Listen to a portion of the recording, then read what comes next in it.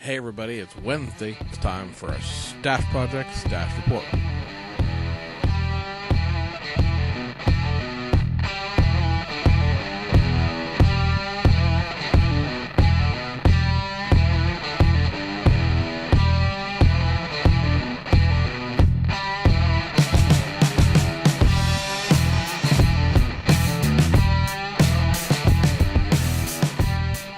Hey everybody, it's July 16th, 2014, so that means it's time for our weekly video. What we're going to be discussing today are 2.5, I'm going to call one of them a half, new modified tooling reissues from Aoshima. One spot run from Fujimi, which covers their spot runs for the month of July, as well as the official confirmation that one of the new Round 2 AMT kits is out. Before we go into what is officially out this week, we'll cover what was new this week. The notebook of knowledge here. This whole column down this, whoops, that's the wrong side. Haha, down this side, doing it in mirrors, somewhat harder than it would appear, is all spot runs by Aoshima for the month of August. There are some neat kits on there, but there are no new kits on there as regards to being anything that hasn't been done before. A lot of catalog filling, popular seller spot runs, and we'll cover everything that they're going to do in August in one August video, the beginning of August, once we know officially what the Rover releases will be, because those are sort of subject to change until you get a firm release schedule for them. I know what they're supposed to do, but I don't know what they're going to do, because it could change. As well as what AMT plans to do. AMT had a couple of newer announcements as well. They're going to be reissuing a long-gone Corvair drag car that hasn't been seen since the 60s. They retooled some parts for that. They're going to reissue a 1/32 scale Studebaker Avanti, which nobody has seen probably again since the 1960s. Also, they're going to be releasing an old MPC 1/20th scale 1970 AMX as an AMC AMX, and there's sort of a lot of chit chat online about that kit as far as it being the wrong scale because it's 1/20th, but it was really detailed when MPC kits at the time were not. So if you're really into AMCs, this may be a must-have because again, it hasn't been seen since MPC, at least since MPC went under in 1988 and got merged with AMT when Ertl bought everything. But it probably hasn't been out since the 70s. I'd have to actually go look about when that was out last, but I don't believe it's been out since the 70s. So there's going to be 3 kits there. They're all released for way at the end of the year, like October, November, December. So we won't really discuss them much more than that, but we want to cover them being new. There are some new stuff out of Japan that's going to be spot run for August or modified reissues for August that are worth discussing, so let's cover that real quick. Hasegawa is going to be issuing a 2004 German rally version of their Ford Focus rally car. Last time this kit was issued appears to be 2004 when it was originally done as a 2003 Finland rally car. Now, looking at the pictures of the two real cars, there are significant, well, obvious anyway, differences between especially the front bumper and the air intake and things like that. I don't know if Hasegawa is actually going to update the tooling to reflect those, or if they're just going to throw out a set of BP decals, because that's who sponsors this car, and then that's going to be it. So we have to wait till this kit comes out officially in August. Probably, I don't expect they're gonna advertise it anywhere. I'll try looking it up maybe for next week and see if they are saying new tooling or modified tooling or anything like that. But if you're into rally cars, it's something different. It's not a modern rally car, so it sort of fills in a gap in the vintage. I mean, 2004 is 10 years ago now, so technically it's borderline vintage.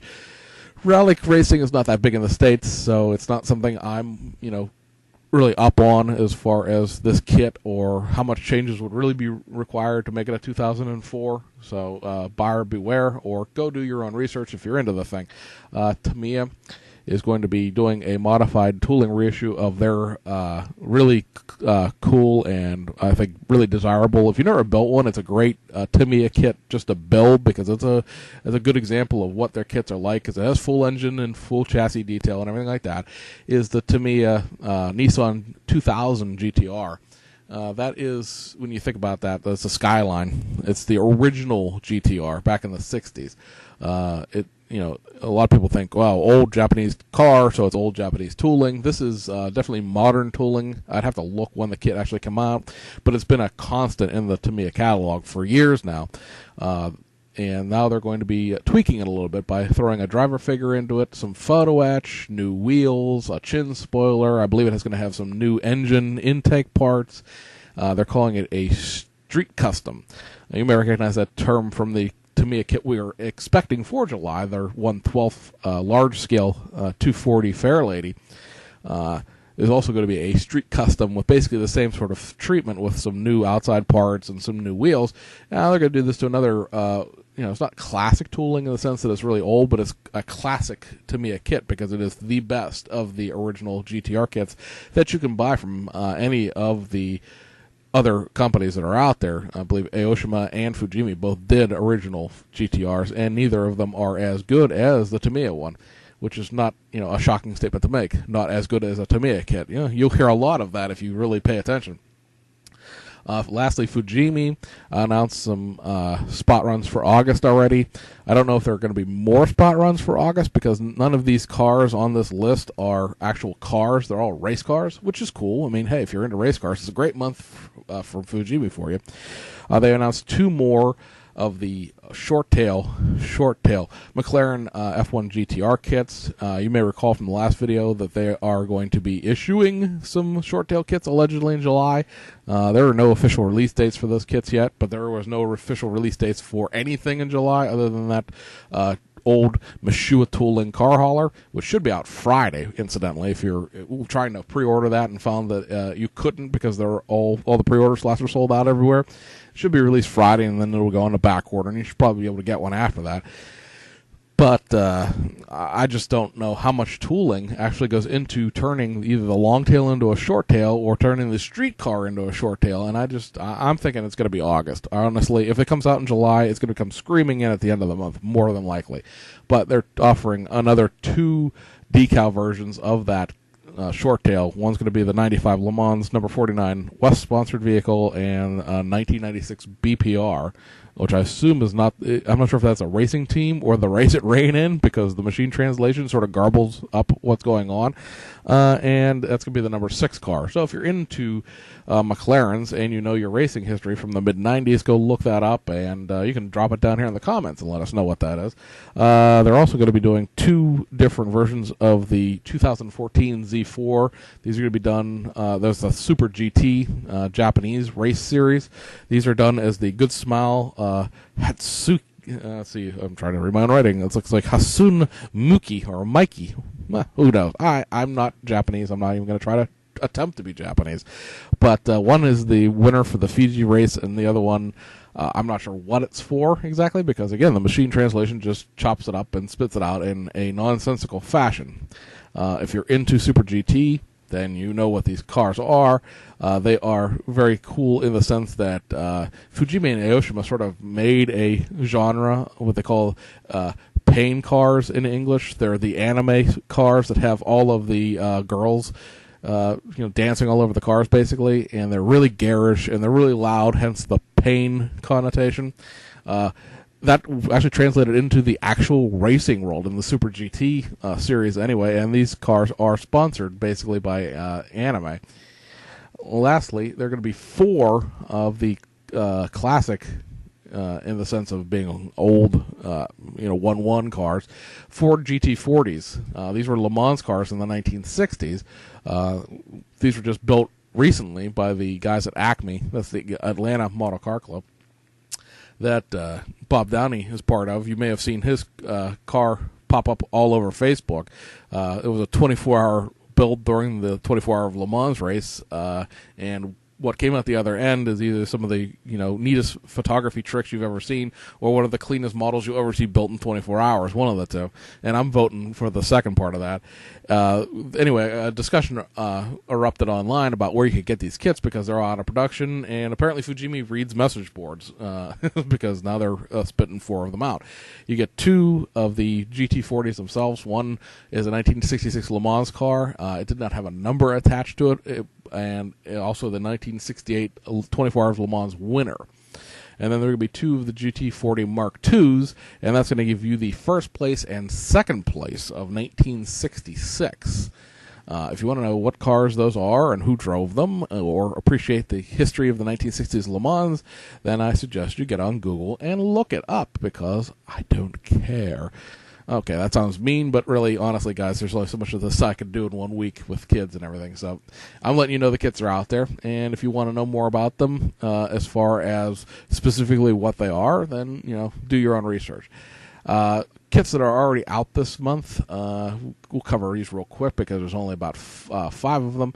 Officially out from AMT is going to be the 1/16 scale 65 Mustang we discussed last week. This is officially out. I've seen it at my local hobby shop, picked it up, looked at it.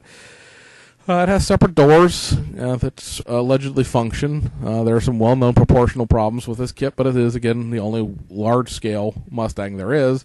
It includes some detailing parts. You can see there on the box, vinyl hoses and wiring, because, again, scaling out your hosing and wiring may not be the easiest thing in the world, because 1/16th is not a scale that a lot of aftermarket places sell. It's all usually 1/24th or 1/12th. And it sort of leaves you in a bind if you really want to be scale specific. Now, how scale specific their stuff is, I don't know, because I've never seen the inside of one of these things. But the last time it was issued was in the 1990s, early 1990s, by the AMT Ertl. If you go look on like eBay or anywhere for this kit, you'll see that box. That's the brand new one. It's been reissued probably like 4 or 5 times since the 70s, and but it has been out for probably almost 20 years now. So, for people who collect large-scale cars, your collection value either went down or you're really excited about being able to afford one finally. Fujimi, we mentioned, has the one last spot run that came out this month. This is the allegedly old Mini, even though the Mini Mayfair that you can build out of this, as well as the 25th anniversary Mini, are both cars from the 1980s. I believe the Mini Mayfair was a 1988 limited edition run of like 1,500 cars. 25th anniversary is going to be right around the same bracket as far as what model year it would be. This is when the Mini for Austin and I'm trying to think what the other Mini company is now. I'm lost. Morris, Austin, and Morris were all merged into one company that then came out as Rovers. So this is kind of interesting in the sense that it's a much later model year than either the Tamiya or the Rover Germany kits. This kit also is a curbside, and you're not going to mistake it for a Tamiya or a Revell of Germany kit in that sense, but it is sort of a 2-in-1 in the sense that these kits were actually separate back in the day. You could buy a Mini Mayfair or you could buy a 25th anniversary. These are both in the same box. The primary differences are wheels, grille, and some interior pieces. They're different steering wheels for each of the kits. The paint callouts actually are separate for each of the kits as well, but I didn't notice that the parts were any different. Looking at the parts layout, the one thing you see there's 2 chrome trees, one for each of the cars, as well as 2 sets of wheels. There's also separate decals, one for the Mayfair, one for the 25th anniversary. But it's a basic kit. It's a basic kit price. I think they're running about $14.50 or so right now, and but it was popular enough that all the pre-sale slots sold out everywhere because it hasn't been out for at least a decade, I would say, based on the box art. Looking at box art and comparing it to box art of that generation, looks like it's been about a decade since it's been out. And like I said, it's sort of a neat option if you're really into minis, because this is the last kit really that was tooled up by anybody that is the old body style prior to the BMW minis that came out. And it's, sort of interesting options in the sense that it's, I don't know that many people in the United States would realize that Mini Coopers were still being made in 1988 in that old body style. Everybody knows the 60s Mini Coopers because they were classic cars, and we had the Tamiya, the 3 Tamiya kits, because there's an Austin Mini, there's a Morris Mini, and then there's that Rally Mini. And now you've seen the sort of the same thing out of Revell Germany, where their one Mini kit can be built either left-hand, right-hand drive, or Austin or Morris. And then they've done that Monte Carlo rally car that came out earlier this year. But sort of the Rover and British Motor Car Rover days were sort of, glossed over. Nobody was paying attention to it. I don't think they exported the cars back then. I don't think they would have met crash testing in a lot of places outside of the UK.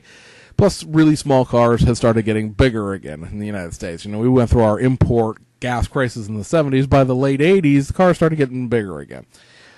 So, like I said, Mini Cooper, very cool. I want one just because it satisfies that end of the run sort of thing. Last thing real quick are three, or the 2.5, I should say, kits out of Aoshima. One, we discussed all of these kits, but we'll look at it real quick here. First up is the Aventador Roadster.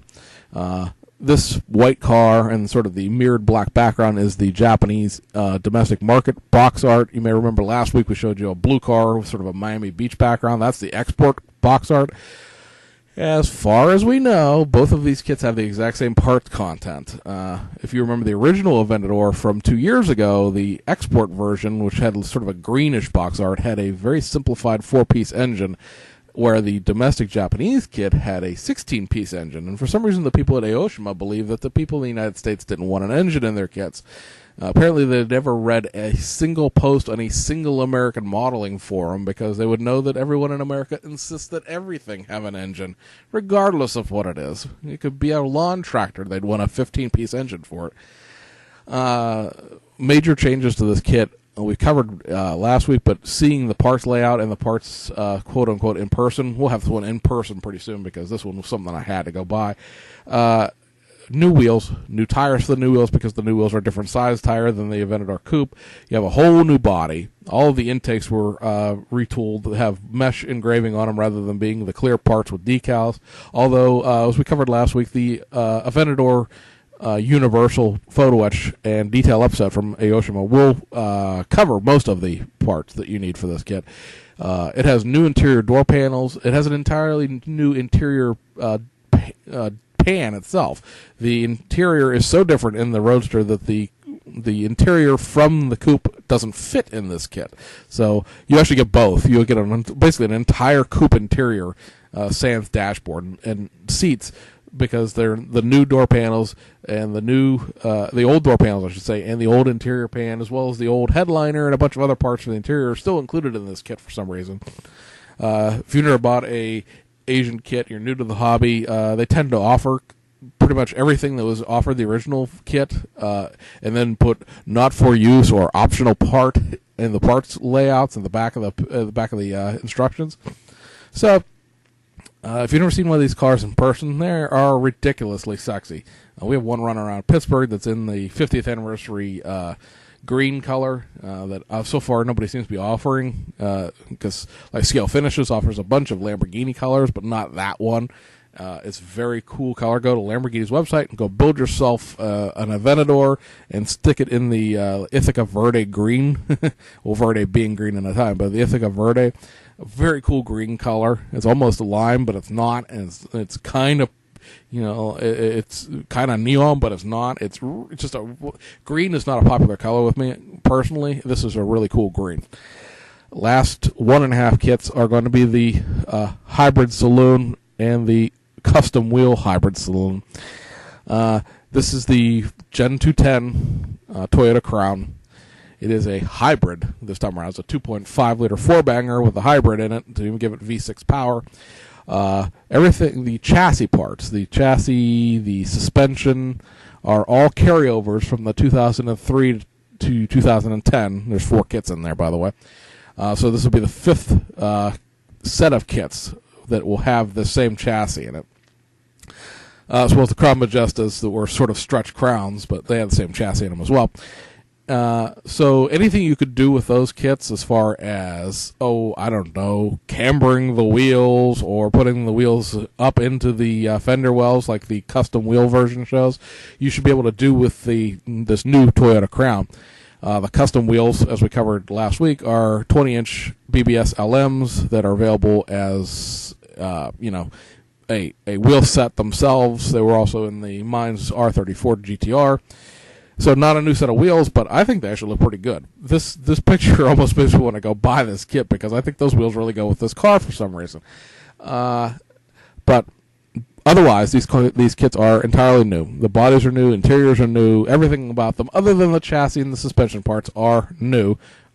These wheels aren't new, because like we covered, they're already out there. But those wheels are new on this one.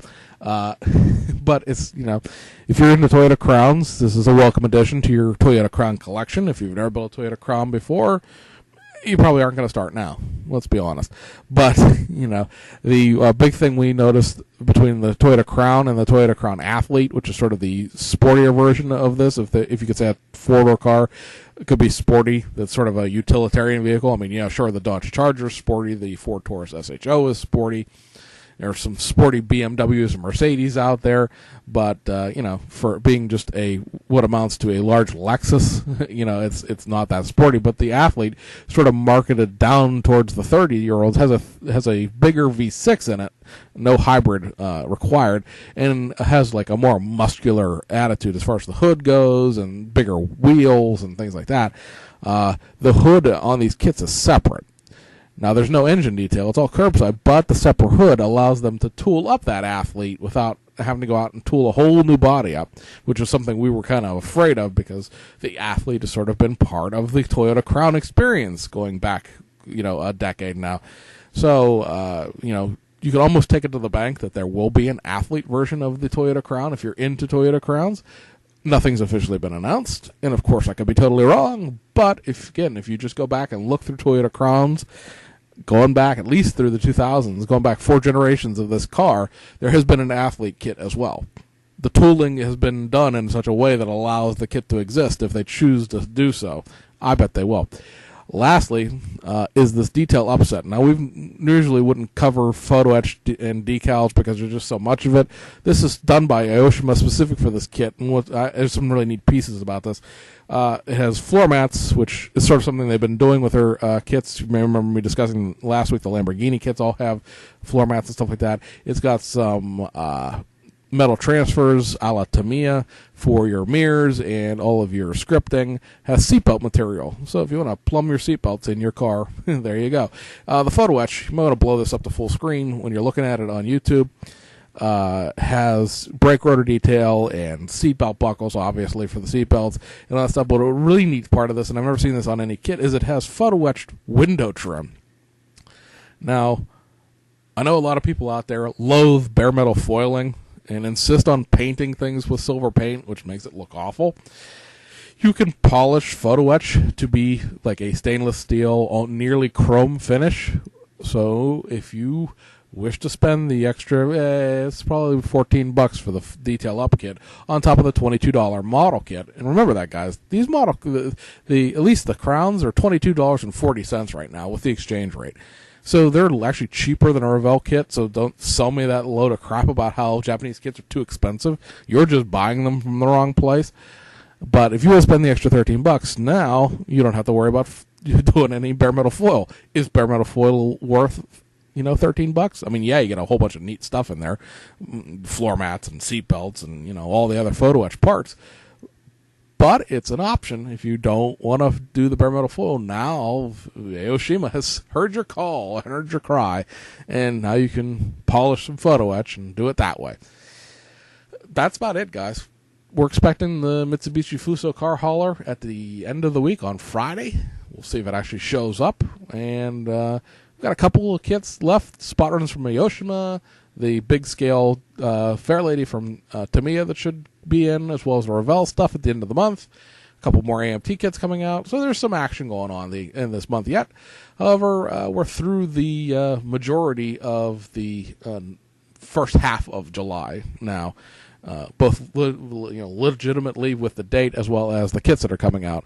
You have 2 kits from Fujimi pending, 3 kits if you count the car hauler, but 2 kits from the Fujimi pending, 1 from Tamiya, and then there's be 2 of the race car kits that are new pending from Aoshima, and everything else is spot runs. So there's about a dozen kits or so still to come out. Plus, there's 6 wheel sets from Aoshima. We may cover those in depth when they actually come out, or in depth. We'll just show you the box art because I really don't know that much about the custom wheel market. That's a friend of mine's gig, not mine. But as always, we'll keep you up to date with exactly what's going on. And we might toss some additional links down here in the comments section as we go as far as what kits we reviewed and their part numbers if you are interested in going out and purchasing them. So we hope you enjoyed the video. Leave comments, questions down in the section. We'll try to answer them in future videos. And subscribe to the channel so you can get these videos on Wednesday when they show up. And we'll see you on the other side.